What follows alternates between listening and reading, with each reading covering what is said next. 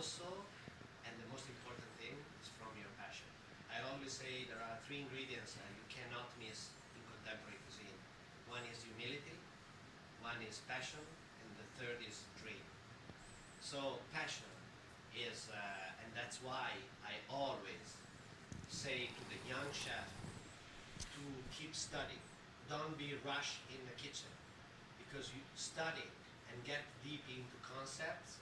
It's a very, very important thing, because a book is one of the most important things you can do. Like just page after page and read and get deep.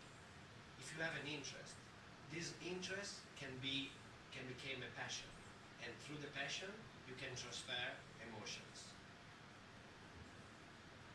So, like you always said that your cooking is about tradition in evolution. So, what's that exactly mean?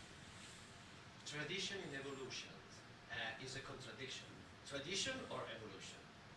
But I think tradition is your heritage. For me, like thousands of years of history that are telling me who we are and how we have to cook. But I usually look at my past and look at my word from a different point of view. From the point of view of being under the table. As I grew up under the table, where my grandmother was rolling pasta. And so from that part of the table, I can see the world upside down, on different angles, different point of view. And that's what we do in Osteria Francescana. We look at the world and at the food from a different point of view. And that is a critical point of view and not a nostalgic one. So tradition in evolution means I look at my past not in a nostalgic way. I bring my tradition, my past, the best of my past, and I bring into the future. So I evolve my traditions. So, how do we evolve a dish coming from an idea to a dish? And that's the most difficult part. Edibles ideas. Edible idea are like, I think is in the contemporary cuisine, everyone is talking about ethic and aesthetic and ingredients. But the contemporary cuisine is not just about the quality of the ingredients, it's about also the quality of the ideas. So it's like you have to see things that other can even imagine. For example, I have a plate that is called Oops, I dropped the lemon tart. Oops, I dropped the lemon tart is the way you jump into poetry, in something that we missed, we didn't do right, because I remember when we created that dish, it was like taka, that was dropping a lemon tart, that in the meantime we were to serve. And Taka was like, no. This is a Japanese guy, so he was killing himself because of that. But I said, no, Taka, that's beautiful. Look at that. It's a beautiful plate.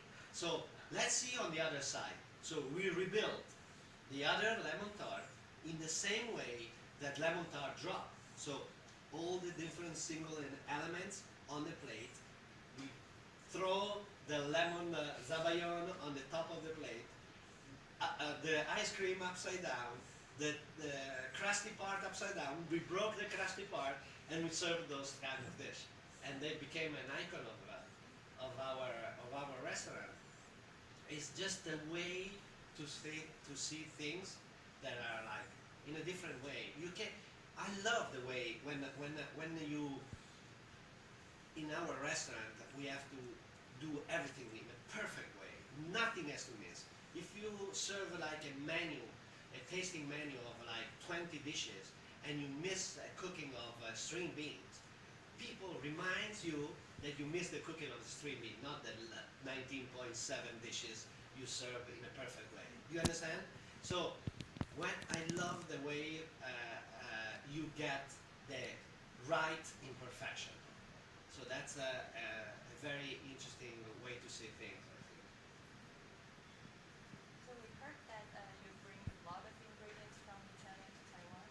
So what kind of ingredients that's so important that can be replaced? Actually, we brought some ingredients, but not a lot like last year, because I found that you have very good ingredients here. So when I travel, I try to use as much as I can ingredients from local. And we brought, of course, Parmigiano Reggiano that is irreplaceable, or like my very old balsamic vinegar from my grandmother. This is I brought the 50 years old, and or like some oils that are like the results of years and years of experimentation in the kitchen, that are like pungent, citrus, herbs, all these different flavors that in the palate they give you pungent taste or very long taste, but very clean at the end. And so it's the way to give this little personal touch of a cuisine that you create in Taiwan, in Lima, or New York. So we don't have to use Italian ingredients to do in Italian food. No, there are some ingredients that are irreplaceable. For me, those two are a classic example. The balsamic vinegar and Parmigiano Reggiano you can find anywhere in the world. And all these imitations are totally, completely different. So you cannot miss it. It's like when you drink sparkling water. For me, and I'm Italian, and I drink San Pellegrino, it's like I compress this bubbly into cold, and the percentage of bubbly into my palate with this salty finish is perfect. It's not a water, it's much more. It's like a way you try and you feel pleasure in your palate. It's very difficult to explain, and I don't want to do, and I don't want to be a nostalgic one, but I have this kind of feeling in my palate that sometimes I love being nostalgic, you know. So tell us about the two dishes we just made. Where the idea comes from and how to make it. We present two dishes today. One is the rock. The other is tutte le lingue del mondo, all the